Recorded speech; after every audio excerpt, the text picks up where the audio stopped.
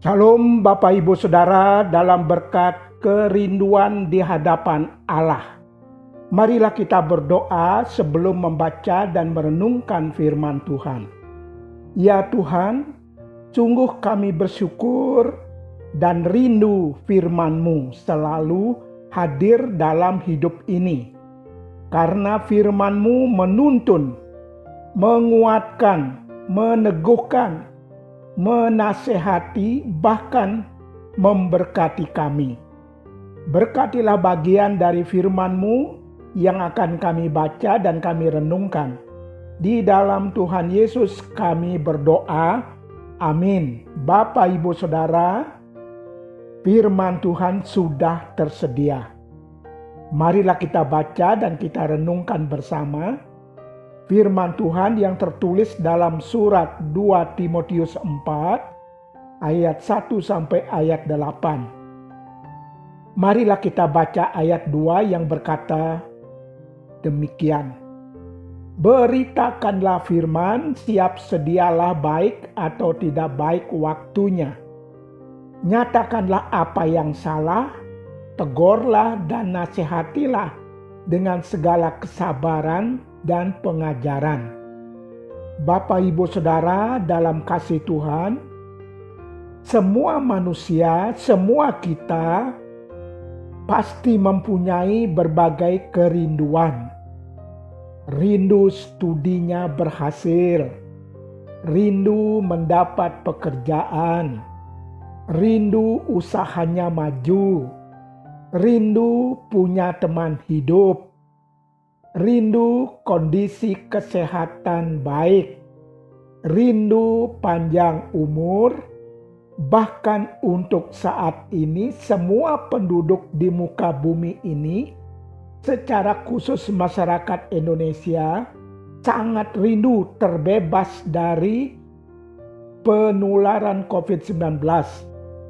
Dan COVID-19 itu segera lenyap, sehingga semua kegiatan dapat berjalan secara normal.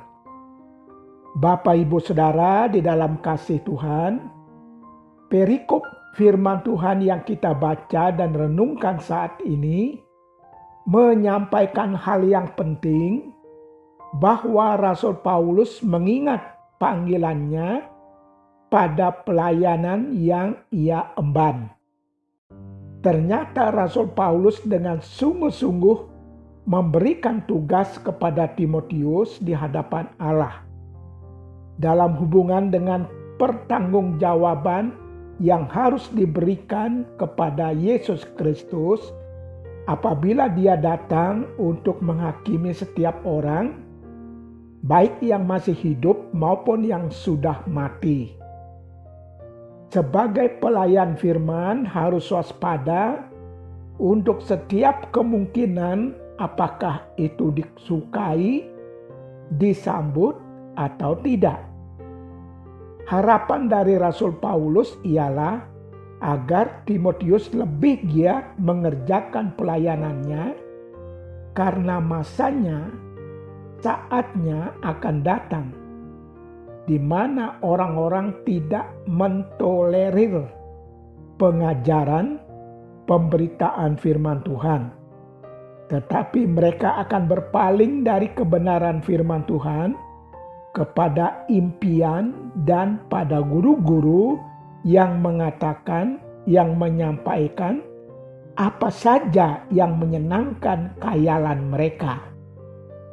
Karena itu Timotius haruslah berusaha menguasai diri, bersedia menderita kesukaran, aktif memberitakan keselamatan di dalam Kristus Yesus, dan melaksanakan sepenuhnya pelayanannya itu. Bapak, Ibu, Saudara yang Allah kasihi, secara khusus kita memahami mengapa Rasul Paulus begitu tegas dan jelas tentang kerinduannya yang utama yang ia tujukan kepada anak rohaninya, Timotius, ialah beritakanlah firman, siap sedialah baik atau tidak baik waktunya. Mengapa harus memiliki kerinduan yang begitu jelas dan tegas? Ada beberapa alasannya, antara lain, alasan pertama, akan datang waktunya orang tidak dapat lagi menerima ajaran sehat. Ajaran sehat yang dimaksud adalah firman Tuhan itu sendiri. Tidak saja bermanfaat, berdampak bagi tubuh jasmani kita, tetapi sangat bermanfaat, sangat berdampak bagi kehidupan rohani kita. Jiwa menjadi segar, hidup terasa bersukacita. Senantiasa ada harapan baru. Sebagai makhluk sosial, hubungan antar sesama menjadi cair dan mensejahterakan. Kerinduan Rasul Paulus agar ajaran sehat ini, yaitu firman Tuhan, terus dikumandangkan, diberitakan oleh Timotius dalam situasi dan kondisi apapun.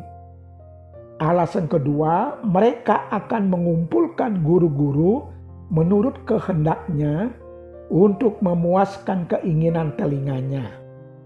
Rupanya telinga yang Allah karuniakan kepada manusia, kepada kita, mempunyai keinginan. Namun harus diingat bahwa keinginan itu berpusat di hati manusia, di hati kita. Siapa yang ada di hati kita? Siapa yang mengendalikan keinginan hati kita? Sangat mempengaruhi kualitas tindakan kita. Jika hati kita dikuasai oleh Allah yang menyatakan kehendaknya melalui ajaran sehatnya, melalui firman-Nya, maka kita tidak akan mengumpulkan guru-guru menurut kehendak kita untuk memuaskan keinginan telinga, bukan keinginan hati kita yang dikuasai oleh Allah. Mari serahkan hati kita kepada Allah.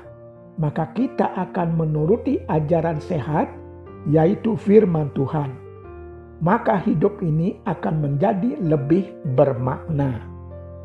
Alasan ketiga, memalingkan telinga dari kebenaran dan membukanya bagi dongeng. Yang dimaksud kebenaran ialah Allah di dalam Yesus Kristus. Seperti yang ditegaskan dalam firman Tuhan, Yohanes 14 ayat 6a. Kata Yesus kepadanya, "Akulah jalan dan kebenaran dan hidup." Mereka memalingkan telinga mereka, artinya mereka mengalihkan perhatian mereka dari ajaran sehat, dari firman Tuhan yang memberitakan tentang kebenaran, yaitu tentang Tuhan Yesus itu sendiri. Mereka menolak hidup yang begitu bermakna jika telinga mereka tertarik untuk mendengar pemberitaan tentang Tuhan Yesus. Bapak Ibu yang Allah kasihi, kerinduan Rasul Paulus seperti itu begitu pentingnya ketika kita berkata, "Aku telah mengakhiri pertandingan yang baik. Aku mencapai garis akhir dan aku telah memelihara iman." Ayat 7. Secara tidak langsung Rasul Paulus mengajak Timotius, mengajak kita agar memberitakan firman Tuhan, memberitakan ajaran sehat, yaitu tentang Tuhan Yesus sang kebenaran itu, sampai akhir hidup kita. Tugas pengajaran ini memang tidak mudah. Harus dilakukan dengan penuh kesabaran. Sampai mahkota kebenaran kita terima pada harinya. Ayat 8. Kiranya Allah di dalam kuasa urapan Roh Kudus, kita dengan tekun dan penuh keberanian menyatakan kerinduan kita untuk memberitakan firman Tuhan. Amin. Marilah kita berdoa. Ya Allah, tolonglah kami untuk senantiasa memiliki kerinduan untuk memberitakan firman-Mu. Dan berkatilah setiap telinga agar tidak berpaling, tidak menolak kebenaran firman-Mu. Di dalam Tuhan Yesus kami berdoa. Amin.